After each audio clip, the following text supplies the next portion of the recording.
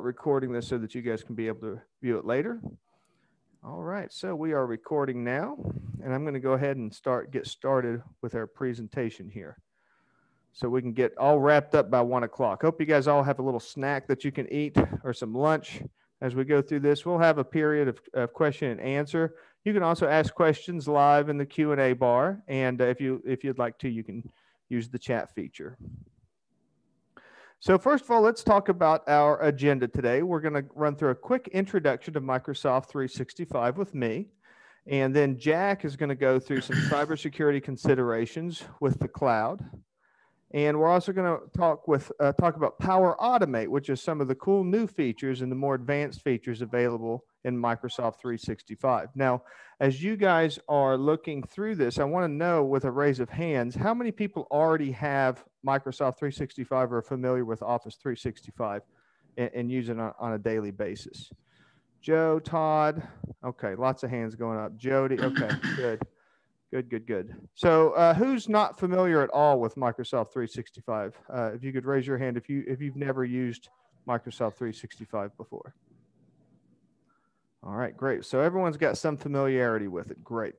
That's excellent. Now, if you can comment in the chat or maybe post a question or something, I'm curious if you can just post 1 or 2 words. What's some of the biggest frustrations that you have, the kind of excuses that you run into on a daily basis, so we can kind of speak to some of those. If you just want to pop it in the chat, that should only be visible to us, but give me a word or two. What kind of excuses do you run into, either excuses that you give yourself or excuses that your coworkers say that you'd really like to address?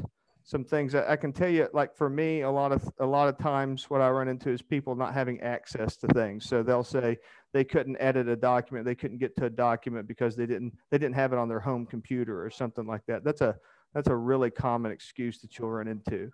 If you could type into the comments there, I'll take a look at some of those, or if you want to ask a question as we go through this, and we could take a look at some of those excuses and see if we can address those directly. So I'm going to go ahead and run through our introduction to Microsoft Office 365. Okay, first of all, you're going to find everything that you need at office.com. Once you get a Microsoft 365 account set up, you're going to go to office.com, and you'll be able to get everything that you need. What you'll see here is this little app launcher, and all versions you can access, excuse me, you can access the web version of all of your applications right there in the app launcher, and you'd be able to open all of the stuff that you're familiar with Office. That's Excel and SharePoint and Word and PowerPoint and OneNote and all that kind of stuff is going to be available right there. You can also download the desktop features by clicking on the Install Office block that's right there on office.com, and that's where you get all of that stuff at. And you can also get the web version. So you can get the the mobile version. The mobile version of all these apps are available on both Android and iOS, and you can get those. You can install them. They work exactly the same, and they connect to OneDrive and SharePoint just the same as the desktop version of the apps are. Now, this is the first excuse crusher that we're going to talk about here. You can access your files, your apps from anywhere. So all of these are the exact same document, and they're all shared with different formats. One's a web format, one is a desktop format, and one is the mobile format. So no matter where you are, whether you have internet access or not, depending on the way you get things set up, you'll be able to access all your files, share your files, interact with your files. Everything's available, no matter if you're on a tablet, you're just on a web browser, anywhere. So that's your first chance to crush excuses for people that say they don't have access, they don't have what they're looking for. And all that's done with the magic of OneDrive. So give you an example of OneDrive. When you first log into office.com, what you'll see is a bunch of files right there. These are files that are available to you, and all of those are shared via OneDrive.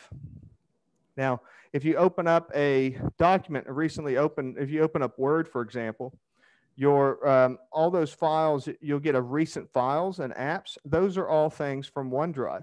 So you can actually open those files, and it's being shared from OneDrive. All these recent OneDrive files, you'll be able to access them anywhere. So you can have it open at your office computer, and then go home, open it up, and you'll be working with the same file. And that's one important thing to understand as you're working with cloud-based files, is you're not working with a copy of a file.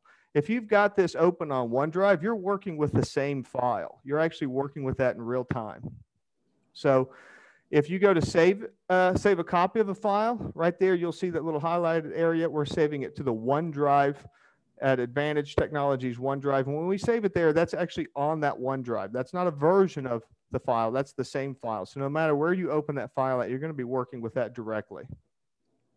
And this is the view of OneDrive. You go to office.com, click on OneDrive, and you can take a look at your OneDrive directly from office.com. That'll open the web app version of it. That launches a full list of all the files and folders that you have available. And you can create a new file by just clicking on New. You can also upload, and you can even set up a sync right there to synchronize it to your desktop. If you go down to one of the files and you click that little menu button, the little 3-dot menu button, you'll get a full list of standard menu items that you would work with, you know, for sharing, deleting, moving, renaming, all that kind of stuff, the kind of stuff that you're familiar with. You can select multiple files really easily right here. So if you just click the little check box beside it and you go through, you could check those, and then you can use the menu up at the top there to download them, to delete them, to move, to copy, to do any of those kinds of just standard kind of operating with any of that stuff. And I'll remind you guys as I'm going through this, I have to go kind of fast because we've got a lot of ground to cover, but if you have any questions, just pop them into the question field and we'll circle back around and answer those for you, okay?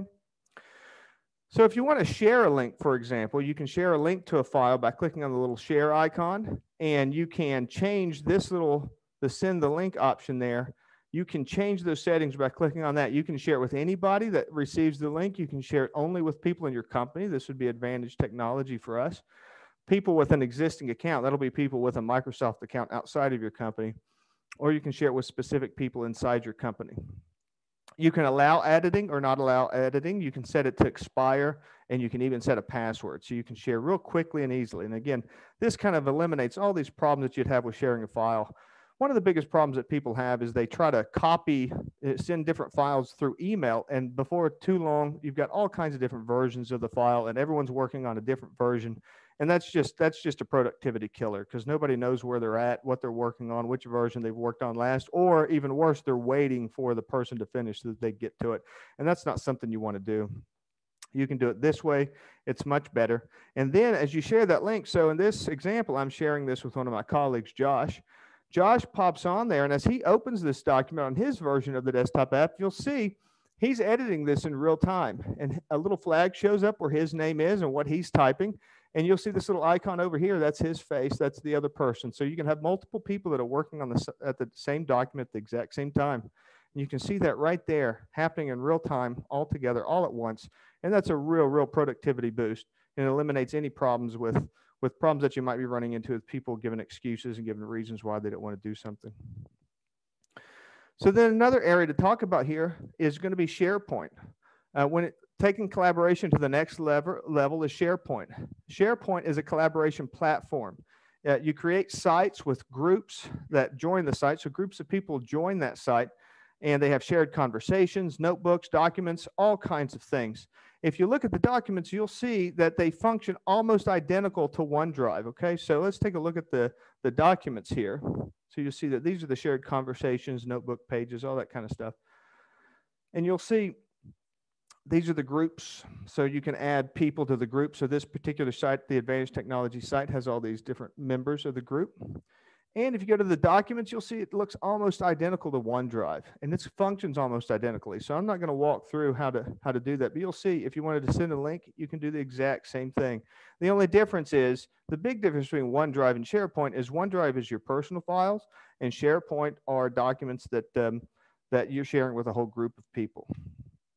So what really brings the whole thing together is Teams. Microsoft Teams is what brings everything together. It's a place for messaging, file sharing, collaborations, and calls all on a single platform. And it's very extendable, and it does lots of great things. But I'm going to run through kind of the default abilities that it has right out of the box that'll really help you crush some productivity killers. First of all, what you have here is your activities, your chats, your Teams, your calendar, your calls. What we're going to do is just go through each one of these and see exactly what they are. First up is activities. You'll see your activities. You see this has an activity on it, the little red button there. So if you go through that, that'll basically give you a feed of all of your news. So that's kind of like your news feed on social media. Up next is chat. Chat is what happens when you have personal conversations with someone. So that could be you or maybe 2 or 3 other people you can chat with. And you can also initiate calls from right here up in the corner. So I can initiate a call with the people that I'm chatting with just by clicking one of these. If I want to do a video call, I just click the camera. If I want to do a voice call, I just click the phone. And again, all of these apps work on mobile and web as well. Next up is Teams. The Teams are the collaboration groups that are available through Teams. And then we have the calendar. Calendar is going to sync right up with your Outlook. And by syncing up with Outlook, what that gives you the ability to do is set up virtual meetings and things like that, and then have them all available so that you can join them from here. So you can have meetings within Teams, or you can have meetings within groups, or you can set up meetings just for yourself, or you can have meetings for people outside of the company. And then calls is just your call history. So you can take a look at all the recent call history, all the people that you've talked to. You've got your speed dial, so you can set those up real quick. And then your files. This is going to list all the files that you have available throughout the entire platform, both in Teams and on OneDrive that you've shared with people. So if you're in a chat, for example, and you want to create a message, you just go down and you type in your message there. You can add things like animated GIFs and stickers and emojis and stuff like that just to kind of make it fun. But you can also share files. Just like I showed you how to share files before using OneDrive, you can do the exact same thing built right into Teams here. So you just click the little icon there for the paperclip. You can upload from your computer. If you choose to upload from your computer, then it'll upload it into a OneDrive folder and then share that link. What it basically does is that process that I showed you a little bit earlier, it does it all automatically for you. So then it creates that link and it shares it right inside that chat. Okay, and similarly with Teams, you do the exact same thing, but let me walk you through how to create a team from scratch. First, all you have to do is go to Join or Create Team. You create a team, you go from scratch. There's lots of templates that you can learn to use as well, and we can help you out with some of that kind of stuff. We'd make it a private team. We'll give it a name like Microsoft 365 Training, give it a little bit of a description, hit Create. Then you could add members to it. And then you've got a fresh, clean team. So that's what the team is going to look like. And you'll notice along the top, you have post files and wiki by default. Now, what's interesting is the files in the wiki and the groups and anything else that you add, such as notebooks and stuff, this is all actually being shared via Sharepoint. So that's why I described Sharepoint a little earlier to you. What you have right here is you can actually click Open in Sharepoint, and that'll open that site. All Teams is a front end to make that Sharepoint site a little bit easier. So when you're in chat, you're sharing from your OneDrive. And when you're in Teams, you've got a shared site on SharePoint, and that's what you're using. So that's kind of the difference between the two and what you're working with. And that's why Teams is so powerful, because it operates as a front end to make all this stuff more accessible and easier to work with. SharePoint can be extremely complicated, and there's whole books and books that are volumes of books have been written on how to use SharePoint because it's so complicated. But with Teams, it's just created automatically, and you can just roll with it. It's really nice and easy to work with. So let's create a conversation. So the conversation in your team is created in exactly the same way. You'll see this little button down here that says New Conversation. You just click that, and you'll see what pops up is just like your chat conversation. You just type something in there, put in an animated GIF. You can even @mention somebody if you want to get somebody's attention. If you @mention them, that'll actually put a little notification in their activity feed. So next time they open it up, they'll see that. And then if you wanted to add a document, you'll notice that if you hit the little paperclip there, you can upload from OneDrive, upload to the computer. And what's interesting, or you can browse files that are already there. If you try to upload from OneDrive, what you'll see is that it actually copies a file from your OneDrive to the SharePoint site. And that's an important distinction, because once a copy is made to the SharePoint site, then it's no longer on. It's a different version. It's a copy of the one that was on your OneDrive. So at that point, that's when they diverge and become two different files. But your whole team can be working on a file together. And then that gives you some really powerful collaboration tools that you can work with and that you can really make work for you. So I know I went through a lot of that really quickly, and I know there was a lot of information, but I wanted to kind of give you a baseline for how Office works and Microsoft 365 works. What we're doing right now is, if you find any of this stuff useful and you want maybe a little bit more hands-on help with that, I'm going to send you guys these links when we're all done. But you can go to advantage.tech/Microsoft 365 training, and you can actually sign up for some free training. We'll give your organization an hour of free training, and we'll schedule that out, and so we can have anybody that you want on your team. If you have administrators, other coworkers, things like that, you'll be able to sign up for that and really help you out with that. So if there's anything in there, we can kind of do a deeper dive into some of the stuff that you might be interested in. So I'm going to go ahead and switch over to the cybersecurity considerations for the cloud. And for that, I'm going to let Jack Shaffer take control. So I'm going to give Jack control of my screen here, and we're going to go ahead and start rolling. Jack, it's all yours, buddy. All right. Thanks, Joe. I appreciate it.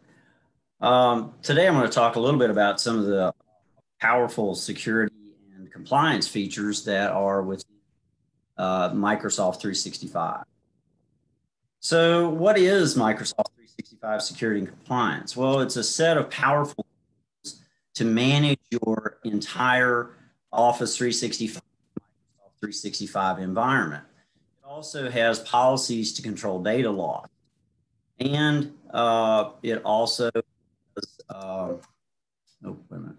Hey, Jack, you're cutting in and out just a little bit. Maybe if you get a little bit closer to your mic. How's that? I think that's better. Okay. All right. So I'm not able to move forward on you, Joe. Here you go. All right. Thanks.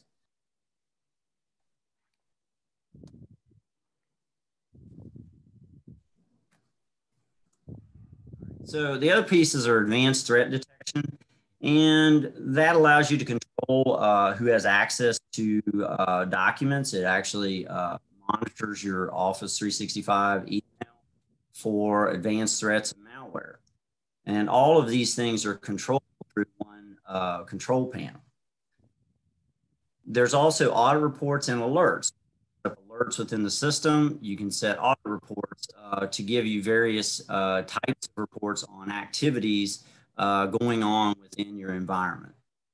Now, the one thing I'm going to talk about today is a thing called EDiscovery. And in the past, I don't know how many of you have experienced this, but it used to be a pretty daunting task if you got a request from an auditor or a legal entity, your human resources department, to actually look at your environment, scan your email, find certain emails, and deliver those out for audit purposes or even a legal discovery process. So you had to either do it manually or you had to use a series of third-party tools, which are pretty expensive. Well, you can do that within the Office 365, Microsoft 365 security and compliance portals. Here's a screenshot of the compliance portal. A compliance portal is really for those organizations that are governed by various laws that may govern your client data protection requirements, like HIPAA, if you're a HIPAA-covered entity, or if you have PCI compliance. All of these things allow you to set up those compliance goals and objectives with policies and data classifications and manage it all from the dashboard. Very, very powerful for those regulated entities. So the first thing we're going to do is within the environment to run an EDiscovery is you have to set up a role. So Microsoft is very big on security and roles. And so to be a discovery manager, you have to have that role. So you can assign different people with different roles within your organization. But the first thing you have to do is you have to assign that person an EDiscovery manager role. And you do that through the permissions of the security and compliance dashboard. Once you do that, the person that has that capability and permission can just go to the EDiscovery link here that my little arrow is pointing at. So you just click on that, and that brings you into the EDiscovery application. Now, the way this works is EDiscovery sets up what they call cases. And so it assumes that every one of these searches or legislative holds or whatever you're trying to do within the discovery process is a case. So the first thing we want to do is we want to set up a case. So we'll just create a case, and it's going to ask you for a case name and a case description. So you can say, well, this is what we're doing and why. And you save that. And and then it'll bring you up to the core EDiscovery screen. Okay. And so one thing you can do within this is you can do holds. So you can put legislative holds on emails. You can put legislative holds on documents. So if you got filed with papers from a legal firm, you could actually put certain emails and certain people's accounts under legislative or legal hold. So that way those documents can't be inadvertently deleted. So we're not going to talk about that today, but it is a very powerful tool.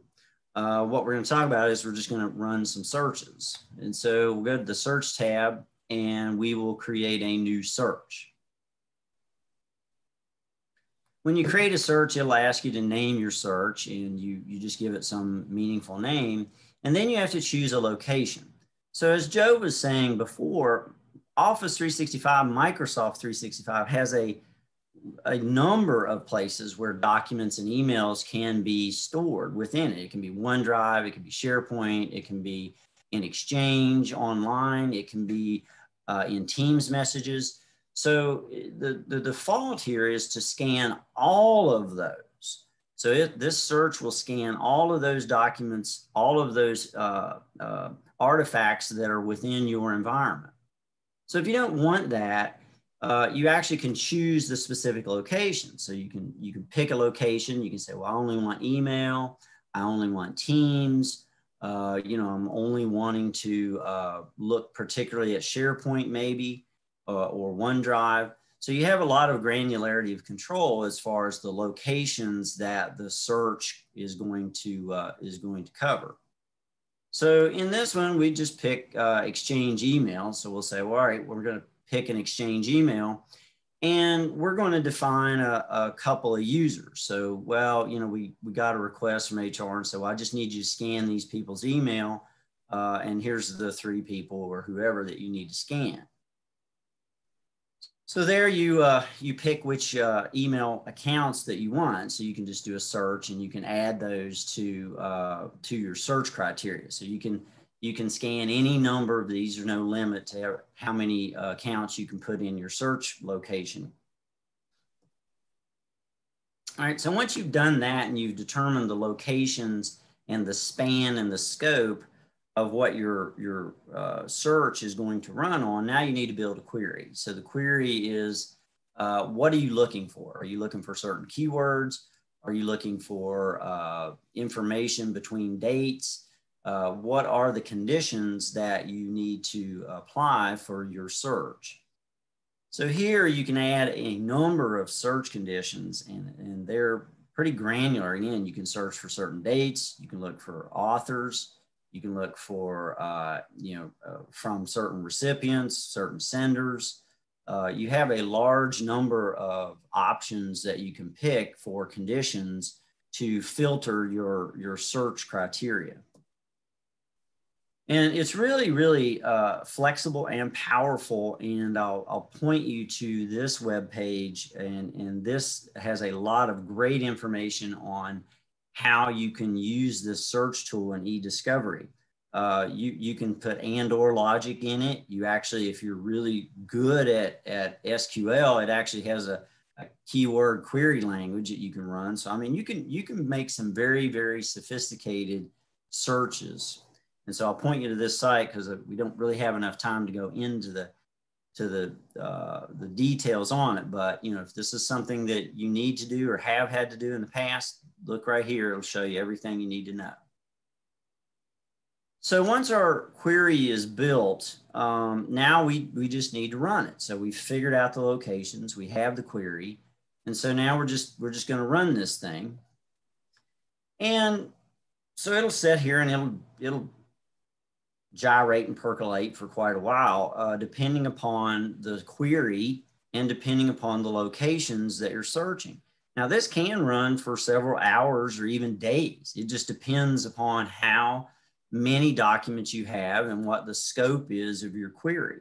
So it could run quite a while. So, you bring this up, you might have to let it run all night. Who knows? But it'll happily do its thing. And when it's done, it'll actually show up in a preview. So you'll get a nice little preview. It says, hey, this is what I found. I found these, and you can go through these emails and go through these documents and use this to make sure that you're getting what you want. So it's like, yeah, this looks like what I want. Or maybe you look at it and say, well, I got a bunch of stuff in here that's not relevant. So maybe I need to refine my query a little bit further so that I can pare down the data that's been returned.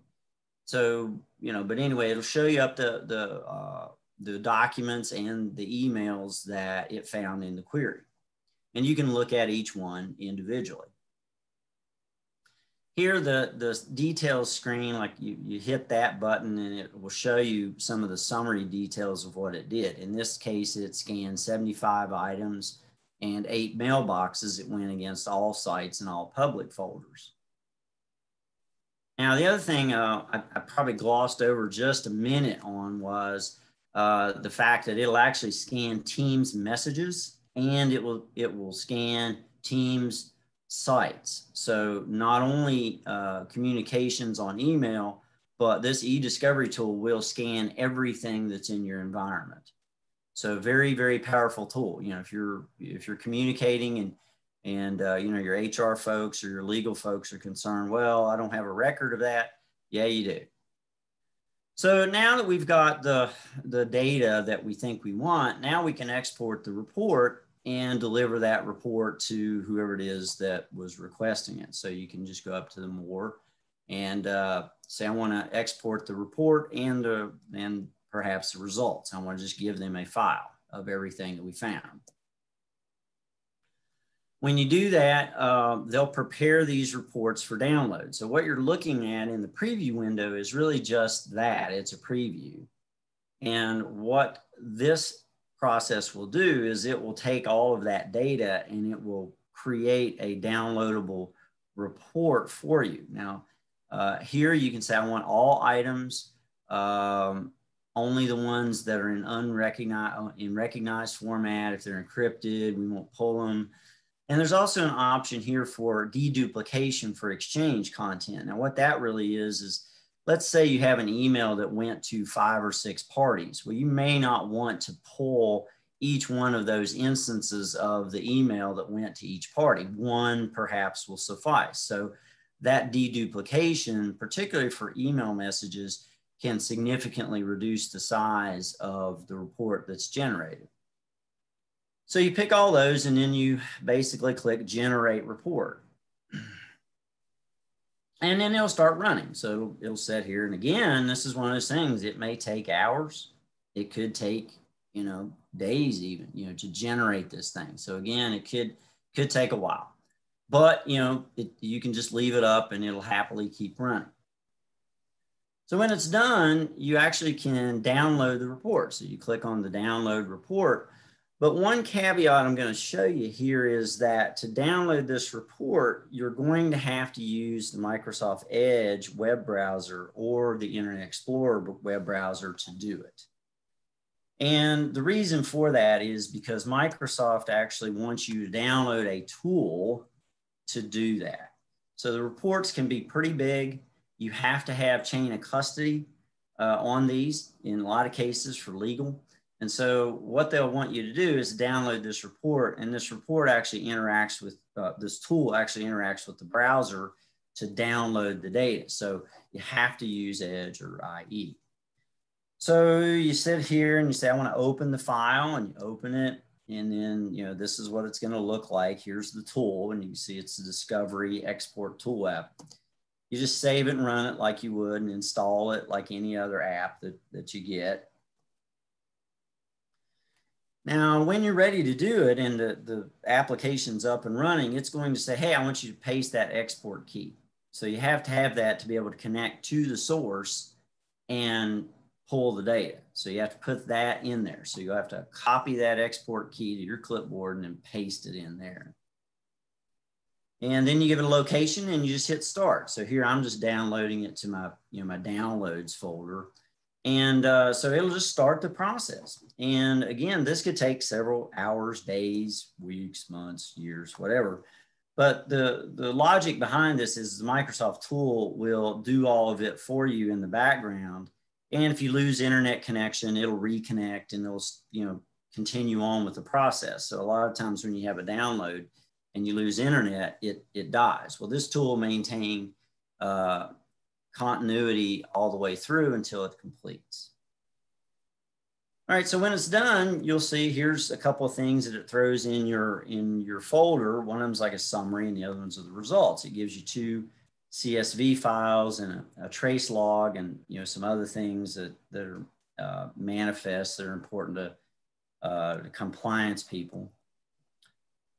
And this is what the summary looks like. So the summary is something you would give to the person who is requesting it and say, well, here's what all it did, here's where all it went, here's the time, here's everything it found, and here's all the locations and everything that you need. So again, this is kind of a chain of custody thing.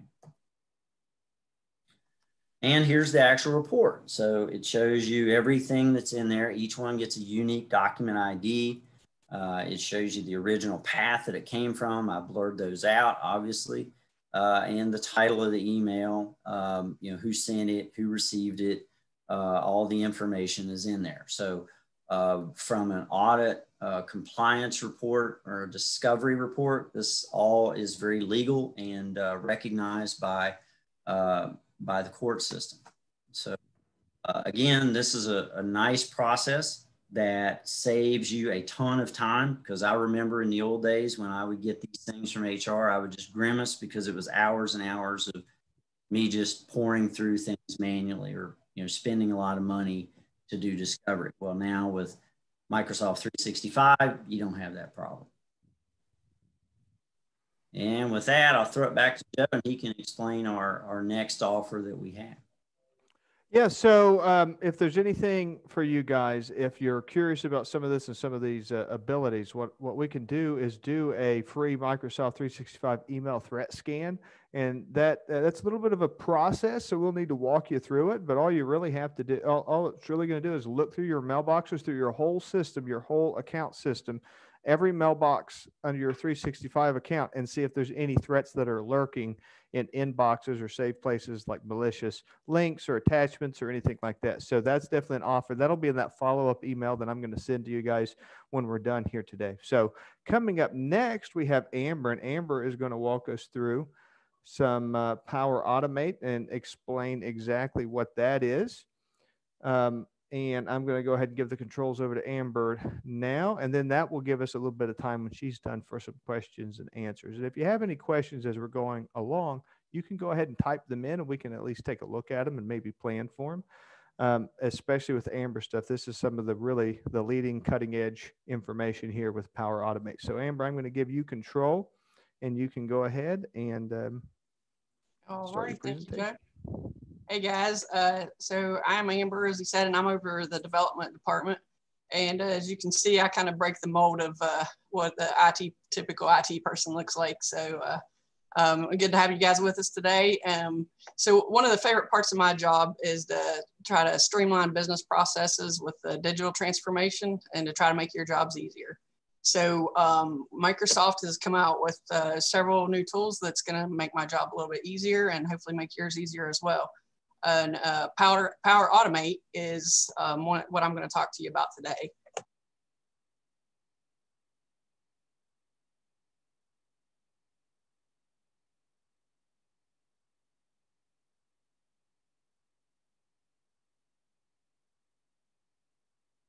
Amber, you muted yourself. We can't hear you. You muted your mic.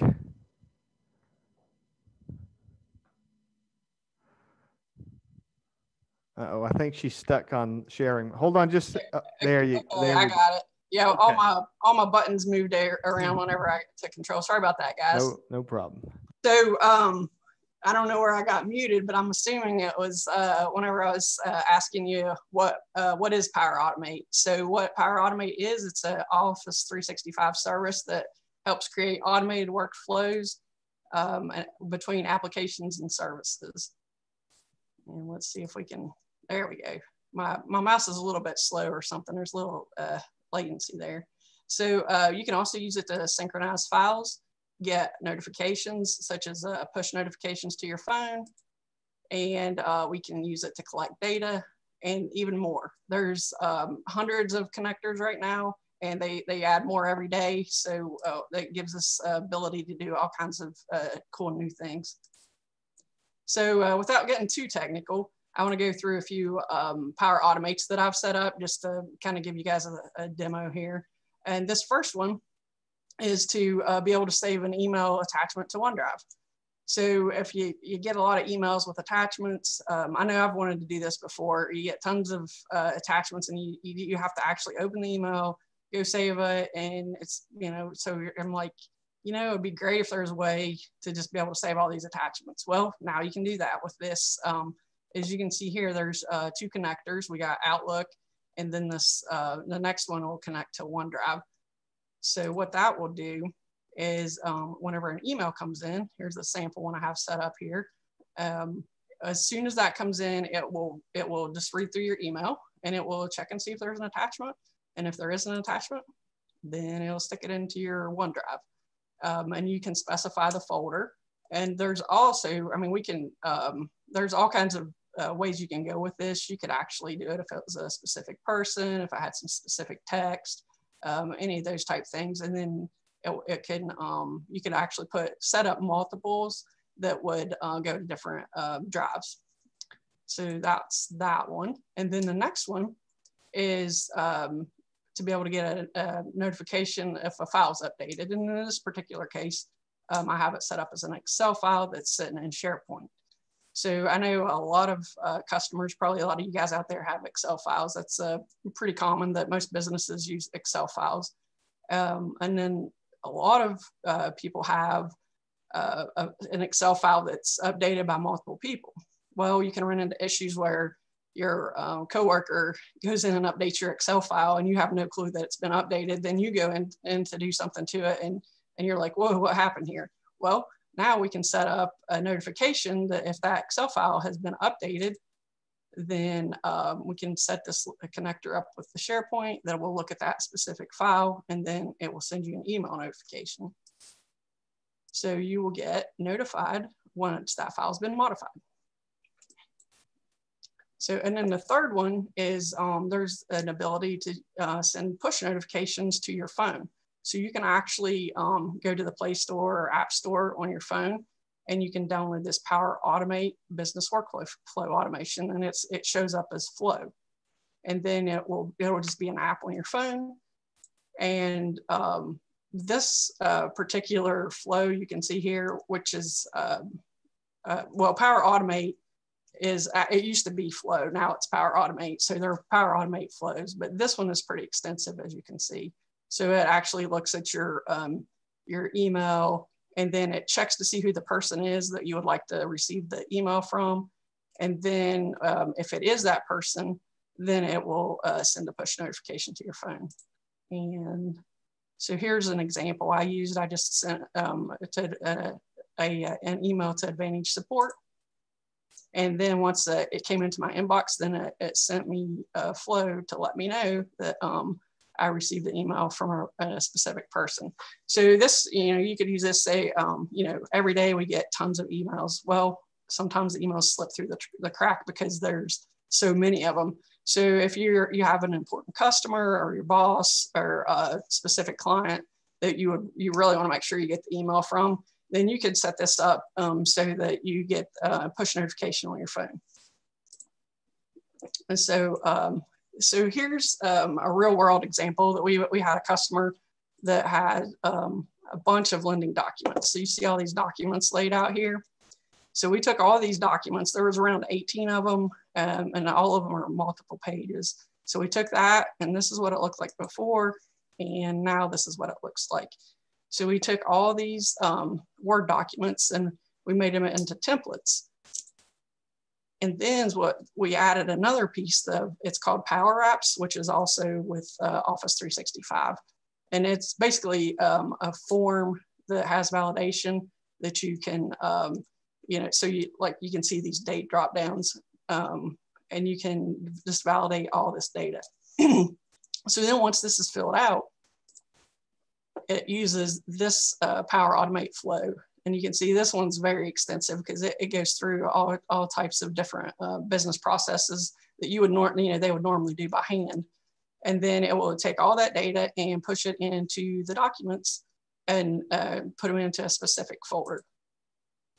So that's pretty much what we have for the Power Automate. And then I wanted to add one thing. We actually, at Advantage Technology, we've actually developed our own, like our intake process. We use Power Apps and Power Automate to automate our business process. And it's helped Advantage Technology out extensively. So not only do we do this for our customers, but we also do it for ourselves. So that's pretty much a quick overview of what you can do with Power Automate, but there is tons of business processes that we can automate through this. This is just to kind of give you an idea to kind of get your wheels spinning. So, and that's what I've got. So I'm going to turn it back over to Joe. Awesome, Amber. So that's so great. And then I wanted to bring your attention to, if you go to advantage.tech, again, I'll have all these links, the services/custom software development. If you go to that, you can actually request a quote if you've got any kind of service. And Amber's team, while the Power Automate stuff, that all comes with Office 365, and that's all part of Office 365. Their team has extensive experience with lots of other applications, everything from C# to web development and everything in between, including SQL database administration and all that kind of stuff. So if there's any kind of software that you need customized or built specifically for you, they're always great with finding the best tool for the job. Power Automate's just one of the tools that are out there, and they use them extensively. So you can go there to take a look at some of that information. So that wraps up the primary part of our presentation here. What we've done is we've did an introduction to Microsoft 365 so that you have a good, clear understanding of what's available to you and how to really maximize everything that's part of your subscription. A lot of people get Office 365 for their team and just think of it as nothing more than having Windows and Excel or Word and Excel available and on the cloud and all that kind of stuff. But there's so much more to it, and we want to make sure to bring that to your attention. There's lots of cybersecurity considerations with having things in the cloud and having all that information available to you. And then there's the Power Automate, which is really kind of the bleeding edge where all this stuff is coming from. So at this point, I'm going to go ahead and open the floor up for question and answer. If you guys would like to raise your hand, I can see it's always an adventure to try to get somebody to come up live. But otherwise, you can also ask questions in the Q&A panel. A question for Amber here is those three. So those were three examples of some flows. Is that all that that Power Automate is capable of doing, is saving attachments and filling in forms? Yeah, actually, that's a good question. There's many more features. Another one that I didn't have time to go over is buttons. You can actually build buttons that will go on your flows on your phone. And you can say you need to block off meetings every once in a while. You could have like a button that you just push that button and then it'll block off your calendar for an hour. So that's an example. And then you could have, just pretty much what you can think of, you can make a button to do. It's a little quick task. Okay, great. That's very cool. And then we have a question. Is there a compiled list of different connectors or possibilities of Power Apps / flow capabilities? Yes, there is. You actually, if you Google Power Automate connectors, there are literally hundreds, and there's actually, it'll take you, if you go to, I think is it office365.com? It's just office.com. Office.com. And then if you have the Power Automate feature, you can actually click on that, and then there's all kinds of little templates that you can use. So yeah, there's and then if you just search, there's like I said, there's hundreds of connectors, and most of them will actually take you back to the Office page whenever you link to them. Great. And then for Jack, are there any concerns with saving your files in the cloud? Are there any kind of privacy concerns with that? And you're muted right now, Jack. The only privacy concerns are really how you share. One thing that you have to be cognizant of and careful of is who you share it with, because it's just like what Joe showed before. If you share it and you share that link, so anybody with that link can access the document given the permissions that you assigned, whether it's update or whether it's, just read. So yeah, I mean, that's kind of the privacy concerns that you should have on some of those. And but from a compliance perspective, Microsoft is HIPAA compliant. They'll sign a business associate agreement. All of this stuff is protected through SSL encryption. So not really concern from that perspective, but there is a concern mostly in these shared environments of oversharing. And a lot of the things that I talked about up front, as far as the audit reports and some of the things in compliance and data loss prevention, those are tools to scan your environment and look at those shares and look at those permissions. So someone like me can go in and say, hey, why do we have these files that are shared with 50 different people, and they can update them, and so it gives you a lot of tools to ensure that you're being compliant and you're not oversharing. Great. And I'll just add on to that. It's actually really easy to, if you go into your OneDrive, you can see, it'll give you a report of what's shared and who it's shared with. So you can actually get that report, and that could be part of that training. If you want to see how to do that, I can show you how to do that real easily. And so for Amber, when you save that attachment, so the question is, if you does that saving of the attachment happen in Outlook whenever you open the email? Is that what's happening? No, actually, the way that works is Power Automate. It'll run in the background. So even if you don't have your email open, it'll go through as they come in, like not as necessarily as you see them, but just as they come into your Outlook inbox, it'll actually just look at Outlook, and then it'll go ahead and save it. And then that's another thing with SharePoint or OneDrive. If you can access those anywhere. I mean, so if you're not, if you want that file to go to somebody else in the office or whatever, then you can just have a specific OneDrive, and then it'll just show up. And then another cool thing you could add on to that is you could set up a Power Automate that would actually send an email to somebody else to let them know that there was a new document in that drive. And you can also link it up with like a SharePoint drive too, right? Yes. So it can be, in that way, it can actually be connected to your teams. Yes. Yep. Yeah. Pretty much all the Office 365, Office, or say Outlook, Excel, Word, all those you can, Teams, all those are, there's connectors to move data backwards and forwards, send notifications, emails, the push notifications. That's pretty much any business process that you do right now that's manual, that you do every day, that's over and over repetitive, then we can usually automate those. So one other thing I'll mention on that is it's not just Office 365 documents. It actually has connectors that can connect to other cloud-based services. So if let's say you want to integrate your Gmail account, well, you can do that.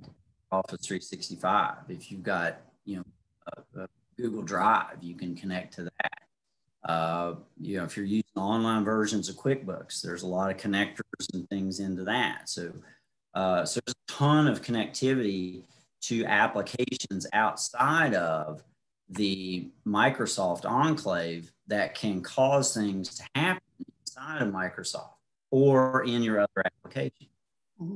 Yeah, and there's also forms that you can collect data through either the Power Apps or forms, and have that data go into an Excel file. So if you have like a little survey or something you want to put on your website, then you can gather that and push it into an Excel file, and then you can get a notification if there's a new record added to that Excel file through the push notification or email. So. Great. Excellent. All right. Last call for questions then. I don't see any more posted on here. Any other questions, guys? Anything that you need to know at all on Microsoft 365, Power Automate, anything like that. Could I ask you guys to raise your hands if you found something useful in this presentation today, if you'd like to see more of these types of presentations? Great. Kate, thank you. Joe, thank you. Thank you, Ed. Wonderful. Thank you guys so much. We are planning on doing more of these in 2021. We're going to make them a big part of moving forward with Advantage Technology. So we really appreciate it. I will send you a follow-up email with this video and the links to everything that we talked about today. And I'm going to go ahead and stop the recording.